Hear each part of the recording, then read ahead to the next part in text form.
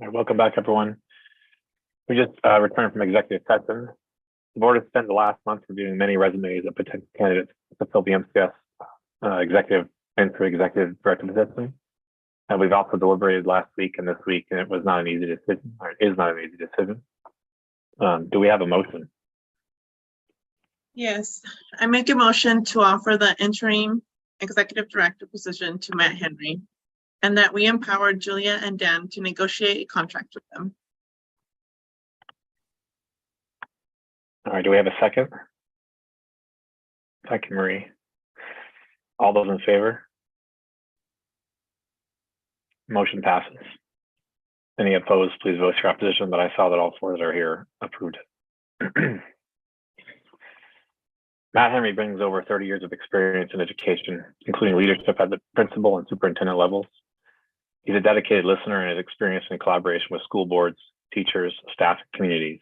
He has a strong track record in safety, emergency response protocols, and related facility upgrades. Matt Henry also has experience in multilingual rural communities, a passion for education, keeps the students at the center of their focus, and we believe will be a mentor within the leadership team. I wanted to say thank you to Jen Langley for all your work as lead administrator, keeping the school running over the summer, addressing many immediate needs. You have done an excellent job fostering a positive work environment and building excitement going into the school year. We're excited for all your new ideas and vision for the school. The board looks forward to your career growth at MCS and is grateful for your dedication to the school. Thank you. Thank you. Let me pull up the agenda. That brings us to the treasurer's report number 8. And one moment, Avelia, and I'll bring that up on the screen here. Thank you.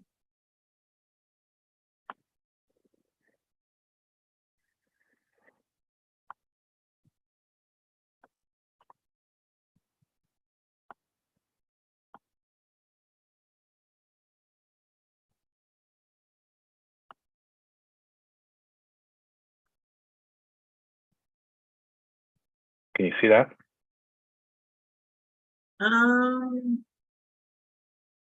Yes. Thank you. So July and August, Columbia Gorge ESD, which has been Jamie, well, mostly Patty, Vanessa, Jamie, and Pat. They have gathered payroll information, reviewed invoices. The SIA and ESSER reports have been submitted to North Wasco on a timely manner. K2, which is Q2 payroll reports, have been reviewed, but Q1 for 2023 report needs to be amended to remove Lane County and PDX, which is Portland Transit fees, which are not applicable as we are in a rural setting. They review emails daily and make appropriate responses as needed. They are using the business manager for Mosier Community School email, and that's the best way to contact them for our school needs. They have reviewed various documents to determine status of paid versus unpaid bills. They have worked on contracts for the 23-24 employees. They created spreadsheets each week for payables and prepared checks, uploaded invoices for each batch, spreadsheets and copies of checks for batch. So they're specifying where we can find these for reference. And also tomorrow they'll be checking new checks in. I did send facilities team an email as we need one additional contract to be able to continue to move our facility projects forward. They have prepared July's payroll and sent pay stubs via emails.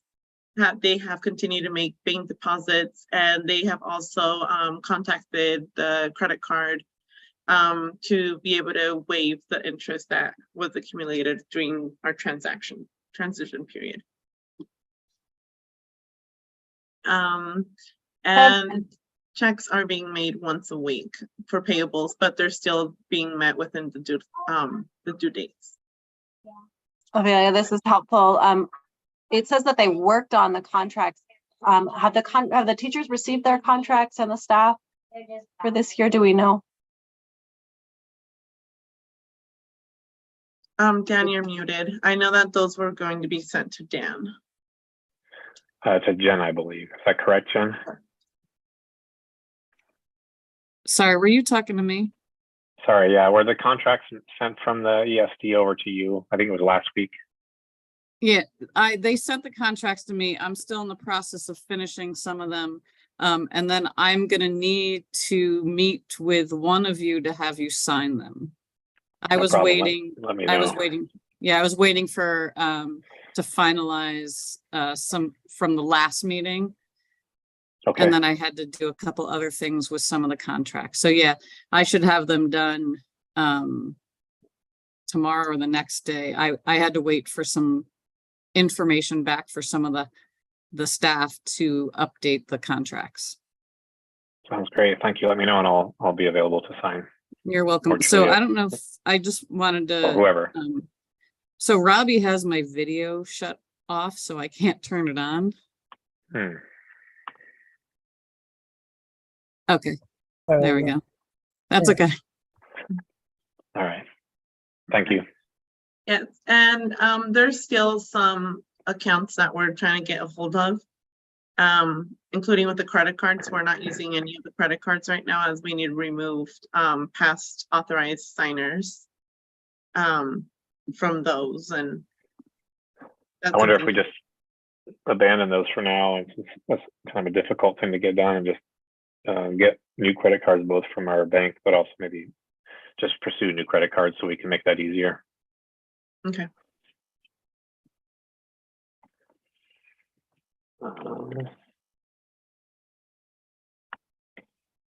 Brings us to a DOE grant update. So Brent's been working really hard on that.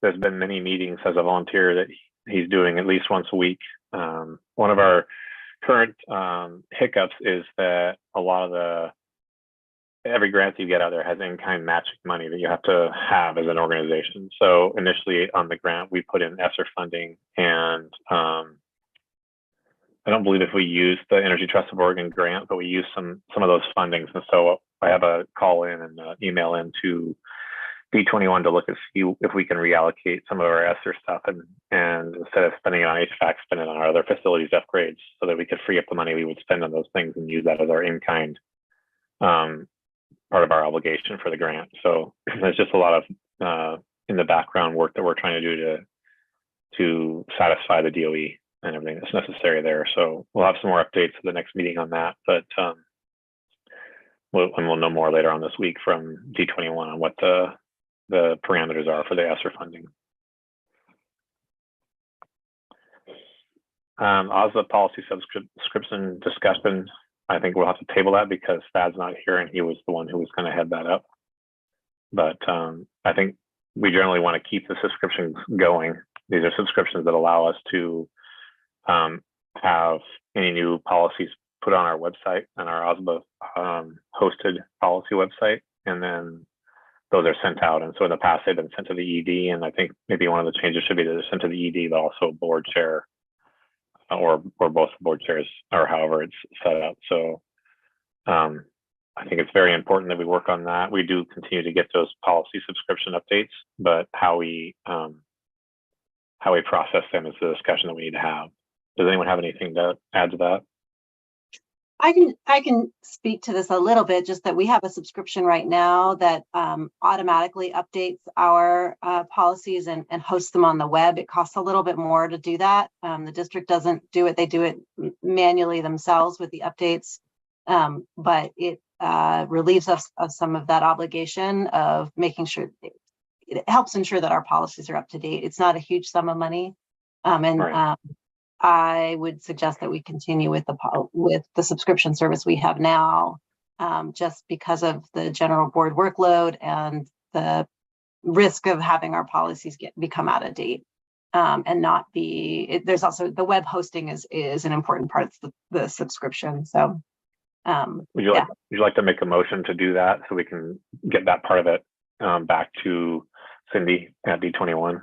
Yeah, and we need to get back to her, and I'll just make a motion that we keep the subscription for our OSBA policies as they currently are, and then we reconsider it again next year, but that we continue to have pay for web hosting and also for suggested updates to the policies.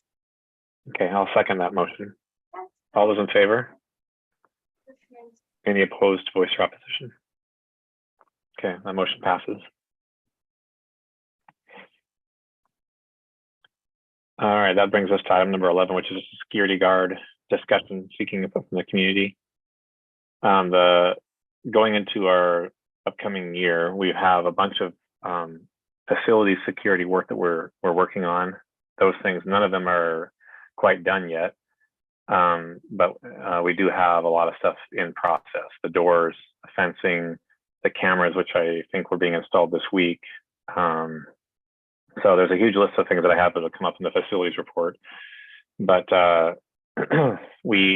the discussion centers around the need for a security guard, and we are seeking community input on this. But as the fact that we don't have some of the stuff in place that we would like to see to remove a security guard, or even have the thought of not having it there, I think it's at least in my opinion that we continue the security guard at least for the time being, so that we maintain that level of safety and just another set of eyes out there while we're working on our projects.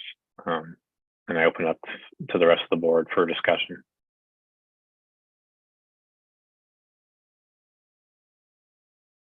Yeah, given that our facilities upgrade, the office move in particular, the doors, the fence are not in place. If the security guard is available, I would be in favor of having the security guard, but also scheduling.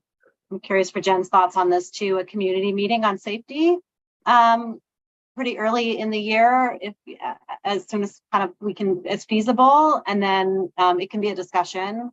But I just would err on the side of safety since we haven't delivered some of those facilities upgrades yet. And there's very good reasons for why those have been stalled by, it takes time to order, to get doors delivered and make some of those changes. And we're making good progress on all the facilities front. And I really think that Jen and Dawn have done a fabulous job. It's no way I'm not suggesting anyone has sat around and not been really pursued all these things. I just think that maybe, and I haven't talked to the security company. I can't say whether or not that person is available who was there last year or not. But I would be in favor of trying and just not having it be a short-term contract initially till we can have a community meeting, and then also really can inform the community about the timeline for these facility upgrades. I think until we're able to have the fencing and the other security upgrades done, I feel it would be a really good idea to have the security guard for the time being. I think that would be, for a lot of the families, I think that'd be comforting, and also for staff at this point. Yeah. Go ahead, Marie. You're muted. Yeah, I agree with everyone who's spoken on this issue thus far, and believe that there's just a longer list of why it would be beneficial to continue with a security guard and then not. And as has been mentioned, the facilities projects have been progressing, and they will be completed. Of course, there's always issues with delivery and manufacturing and whatnot. So I think, like Julia said, it would be best to err on the side of caution. There's just too much at stake, and I really strongly feel that we should have a security guard. But also, of course, bring in the community to continue this discussion of security and what we can do as a community to make our town, safer, and school grounds, of course. It's also important just to be aware and cognizant that the threat is not gone. The threat still exists, and threats from online sources or forums are things I think that are kind of unfortunately becoming a norm in today's society. But the person that we in our community respect from in the past is still out there and still making unhinged comments on the internet. So something that we need to all be aware of and not let our guard down for. So, especially while we're in the process of trying to work on our facilities and everything. So, does anyone else have anything else they want to add to that? Okay.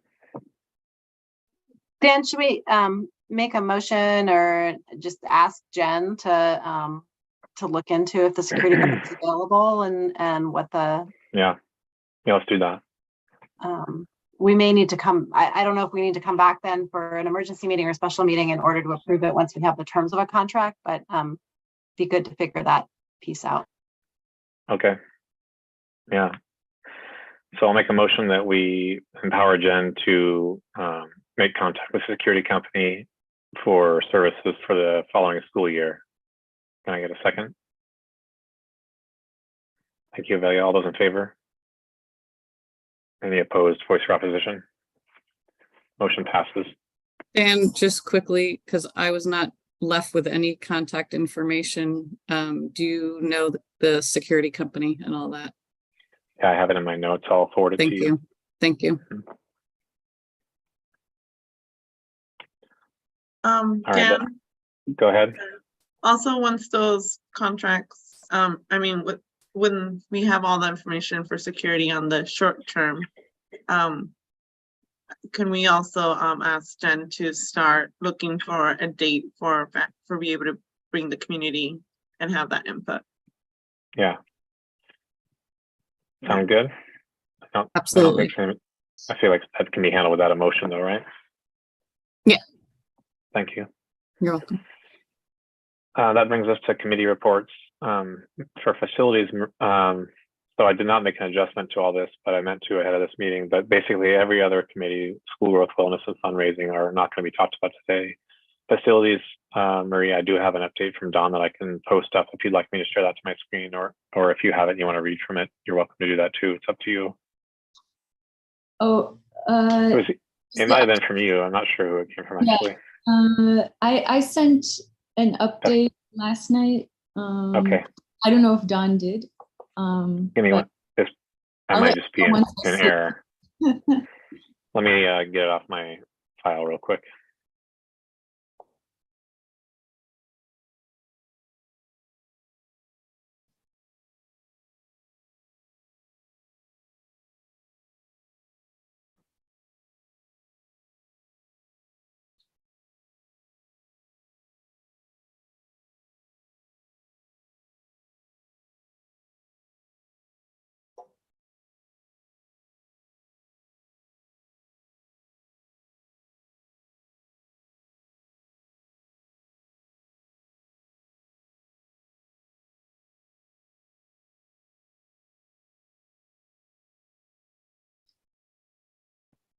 Does this look familiar? Yes, that looks familiar. And of course, you know, I did send this update, but Dawn helped me prepare it. So it is our, joint effort.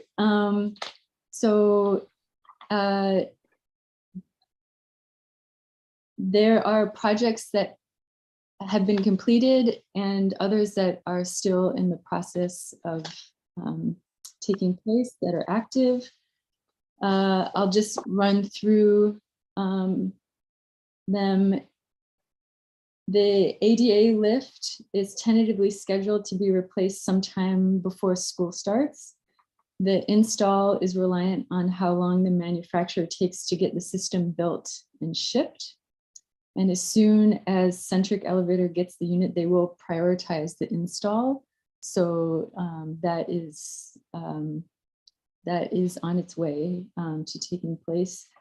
The doors will be shipped on Thursday, September 28th. So they are on their way. And the installation should be able to take place in the middle of October.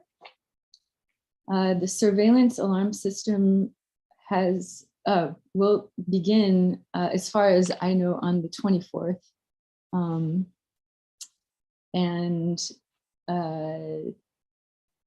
Fencing, Dawn is still waiting to hear back from the contractor. There was still a few things that needed to get worked out, but it sounds like we should be able to I'll have an update by the next meeting, probably before then. But the Hillside move and annex property, the move is expected to take place during the week of Labor Day. It's expected to take 1 week. The order of operations will be the tear down, the moving, and the reassembly and repair of the modular. The power to the annex property is tentatively scheduled to be cut on Thursday, August 31st or Friday, September 1st by Land Electric. And Land Electric is in contact with Pacific Power. The purchase of a larger transformer to handle both the annex and Hillside modular will likely be necessary. So that is maybe perhaps a new expense. And the new service to the modular will take place once the installation has been completed. Aveli, I saw your email, and I believe I don't have a copy of the finalized contract of the folks who will be moving the modular, but I'm sure that Dawn does and will be on that. As we all know, she's been reliable and staying on top of all these projects. So, and thanks to you and the business manager team for helping all these projects move along. The school office move has been temporarily halted. It will be used as a middle school classroom until the modular is fully functional. Dawn believes that funds will need to be raised. The $5,000 that was estimated is not sufficient, and our operations manager believes that it will likely cost around $9,500. And then in terms of completed projects, the kitchen oven has been successfully repaired. So thanks to Mitch and Dawn for persevering with that, because I believe that they were trying to track down a part, and it was quite a process. The large dome has also been removed. Children have been hurt on it, and the insurance outlined it as a hazard. So that is why it has been removed. And the gutters on the south side of the building have been replaced. Does anyone have any questions regarding facilities?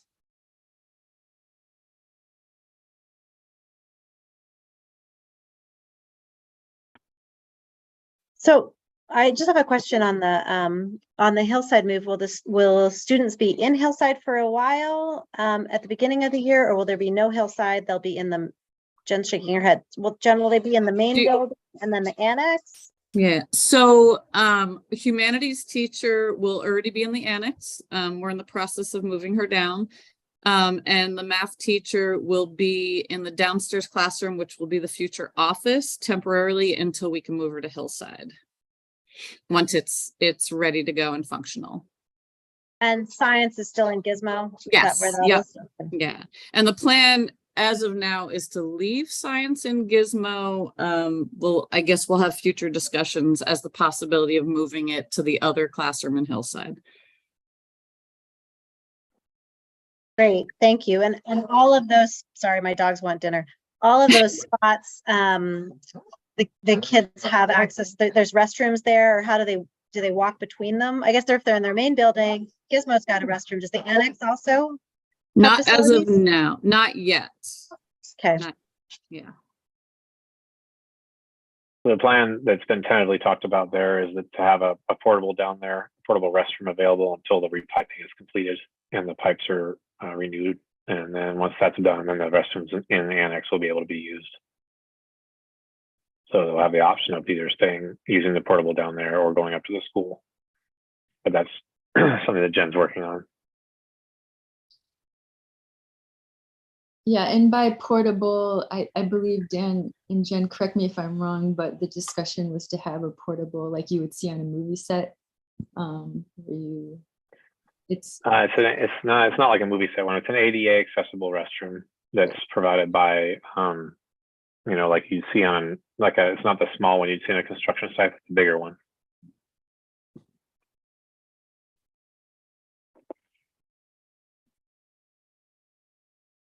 All right. That all Any sounds other- good. Does it feel like this facility stuff can happen? The doors, I mean, I noticed some of the things are like mid-October. We can do it over weekends, or we can do it in a way that doesn't disrupt school, or I'm sure people are thinking about this. But just if there's a problem, I guess just flag it for us. Yeah, the plan, Julia, is to hopefully be as non-disruptive as possible throughout the process. And I mean, I think some of it, like the fence and stuff, unfortunately is going to probably have to happen during the day. But Dawn and I have been in discussions of how we can do that safely and where, it does not put any staff or children at risk while we're doing that process. And we'll definitely keep you guys posted on that.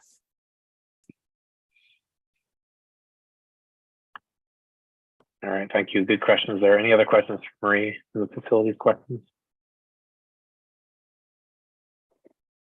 Okay.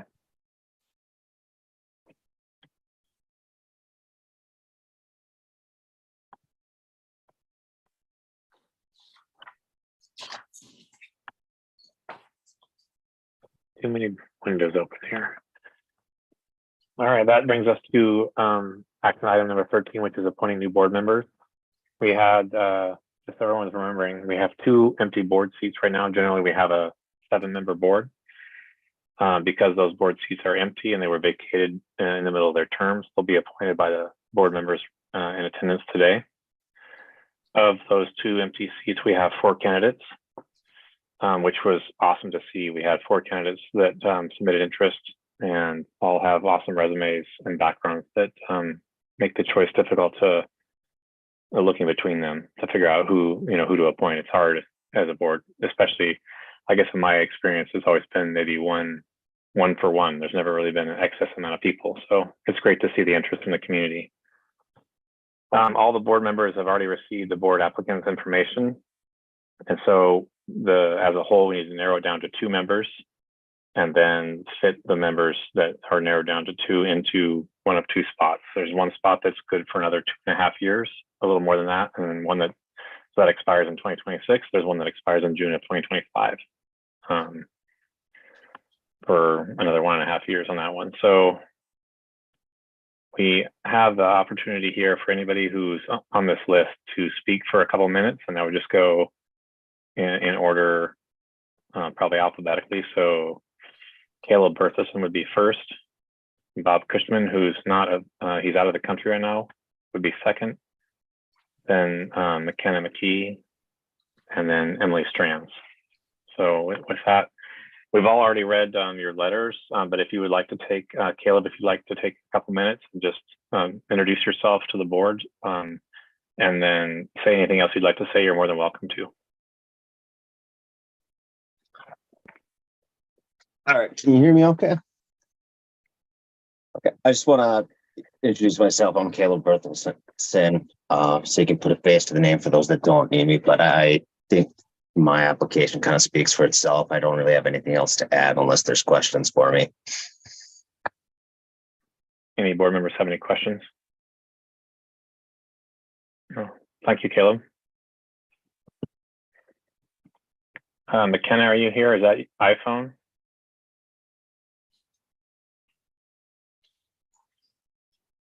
Maybe not. Okay, Emily, I see you here. If you'd like to add anything, you have 2 minutes. Hi, folks. I'm Emily. I know most of you. I think I don't really have much else to add either, other than I think that if I was on the board, my goal would be to make sure to hear from folks in the community and be an active and contributing member with all of you on the board, listening and doing the best that we could do as leaders in the community. Thank you, Thanks Emily. for consideration. Yeah. And I see McKenna is on the iPhone there. McKenna, you have a couple minutes if you'd like to speak or add anything.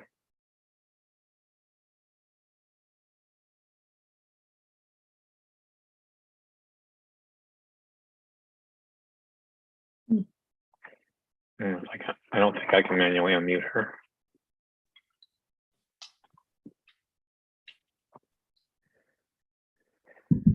Yeah, I can't do that. McKenna, we That's can't hear okay. you. It's all right. Okay, so Thank you for your application.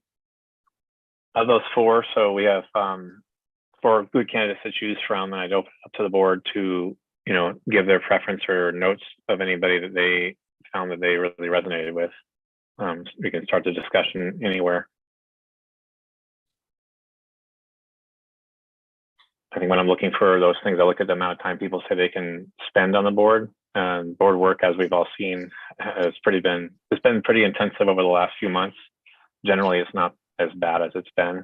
When I say bad, because it's just been so intense, it's taken a ton of our time. And it's just to be honest with all of you that it's not normally like that. It's normally confined to 1 or 2 meetings a month. Generally, there's always a general meeting on the 3rd Tuesday, and then we have other meetings that come up to approve special things. So they end up being special meetings. We have to say we're calling a special meeting to approve this purchase or this decision or whatever it ends up being. So it's been a bit intense the last few months, but it definitely is winding down. And I'll say too, we are due, and normally we would do this in August, but we wanted to wait till we had new board members to post our year calendar and our year meetings. Sorry, the dogs are not getting fed in my house. It's kind of chaotic. But if Tuesdays don't work well for somebody, these sorts of things can be discussed. And there's some decisions we've been holding up on until we have a full slate of board members. And then I will I will put in a plug for McKenna, who did just a really awesome job on organizing the Mosier, the Made for Mosier fundraiser for the school. I mean, just really phenomenal and outstanding fundraising work. And I think that that's always a need for the school. And I've just gotten to work with her some in Tiger's Den since I was on the finance committee this last year. And I will also put in a plug for Emily Strands' mediation skills, which I think are unique and something we don't have on the board. And goodness knows just about every group could use someone with those skills. So and appreciated your words about just hearing from the community. I think something we haven't had a ton of public participation, and I think it's one of our goals is just getting more public input and conversation. And I'm really I've been just really heartened by some of Jen's initiatives and ideas in that direction, and just openness to doing that. But I think support from the board. Jen's just one woman to make some of those things happen would be really great. Yeah. Thank you, Julia. Marie, would you like to speak to anything here involving any of the candidates? Yeah, I'd like to say thanks to everyone for applying, especially, after, every one of you that's applied knows what a big year it has been. And so thanks for throwing your hat in. I do think that there's room for help with fundraising.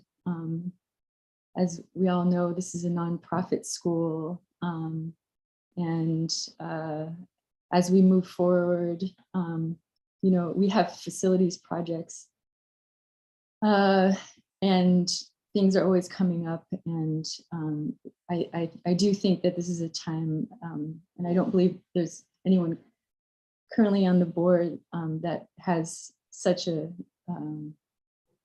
strong background in fundraising as McKenna. So I think I would be really happy to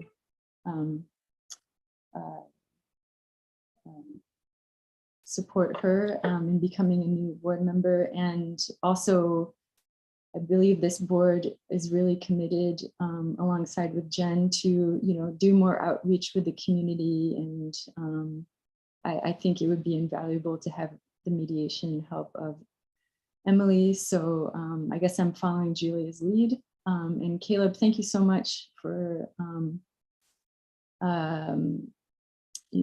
applying, and it's uncomfortable for me. I wish everybody could be a part of this, and I hope that you will join us. And even though I'm not supporting, asking, or I'm sorry, I'm not a great verbal communicator at times, but I really hope to see you getting involved and helping us, because we really need everybody on board.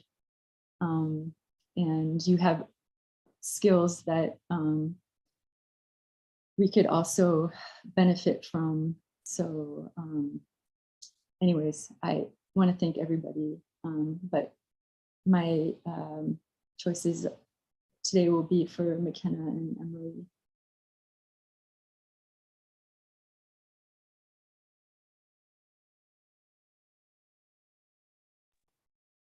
Thank you, Marie. Amelia, do you have any questions for any of the candidates here, or any comments you want to add? No, I guess I pretty much am going to reiterate what Julia and Marie already said. And I appreciate everyone who applied. It's amazing to see that the community is coming together and wanting to be part of the board. It's great to see how many helping hands are wishing Mosier Community School the best. So that's amazing. And I am there with Julia and Marie as well of McKenna. I mean, what she did with me for Mosier and just getting to know her throughout the school year has been amazing. And Emily, I just reading what you have to offer, we're really, I'm at least very excited to be part of that team. Thank you, Amelia. Yeah, I mean, what we've seen over the short term has been a board that's been extremely collaborative, works well together, and is truly focused on the best interests of our school, our staff, our leadership. And so, I mean, obviously we already have 3 out of 4 board members who voted, and I would echo what they're saying there, and that we have some great candidates here. I have also personally witnessed McKenna's dedication, her hard work on that, on Made for Mosier, and just throughout the year being involved. After seeing you at that event and just kind of the way you carry yourself and how, dedicated you are and just passionate about it, I really am glad that you put your name in for it, and I'd be happy to vote for you. And Emily and Caleb, both of you bring great resumes, but I do follow the board in that, Emily, I do look for your collaborative style, the fact that you can be somebody who brings people together, just having that history with your work history and then your focus on the community. It's really important for us to have more outreach, to be more involved with our community and have the community more involved in the school. And so my vote would also be for Emily and McKenna. Caleb, I would say that we need more help than just board members. And so please reach out to me if you feel like you'd like to do more at the school. We have a lot of need, and we're going to have more need in the future. We're trying to really build something great here and work on that. And we're really passionate about it. And so please don't hesitate to reach out. And so it looks as if the board is coalesced around 2 candidates. I'll just make a motion that so we can finalize that or formalize it. I make a motion that the board appoints McKenna and Emily to the 2 new board positions, or the 2 board positions that are open, and that we will, after this vote, figure out who is in which position. Can I get a second? Thank you, Avelia. All those in favor? Thank you. Looking at your applications and just time and time commitment long-term, McKenna, you stated that you'd be available for the next 3 years and longer. And so with that in mind, I'd like to place you in the longer term role, which expires in 2026. And the vote would be Emily in the role that expires in 2025. How does that feel for the rest of the board? Any discussion on that? unless there's an objection from McKenna or Emily, and I would say, you know, that it's not uncommon to have openings earlier. You know, seats that we might need to fill by election. Some of us will term out, and that there also is the possibility of reapplying, you know, if your term comes up and you want to stay on the board. So I wouldn't consider that Certainly. necessarily the end date. But yeah, if that's okay with both of you, then I'm in full support. That is a-okay with me. Okay, excellent. And now you are all, we'll do that officially with a motion that McKenna is appointed to the term that expires in 2026, and Emily's appointed to the term that expires in 2025. Can I get a second?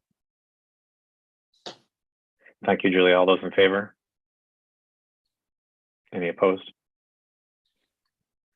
All right, you're now appointed to the board and you're voting members. I would say also that we do have movement in the board. Things happen. We have a member that's been here for a long time that I know, you know, I don't want to speak for him, but he's approaching the end of his term. So we will have more openings coming up. You know, change, I think, is one of the constants in life. So thank you all for your time here. That, I think, brings me to the end. Let me check my agenda real quick.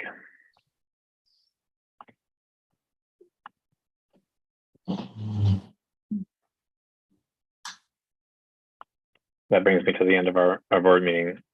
Thank you all for just signing up to be board members and being here. I really appreciate it. And we're looking forward to the good work we're going to do together.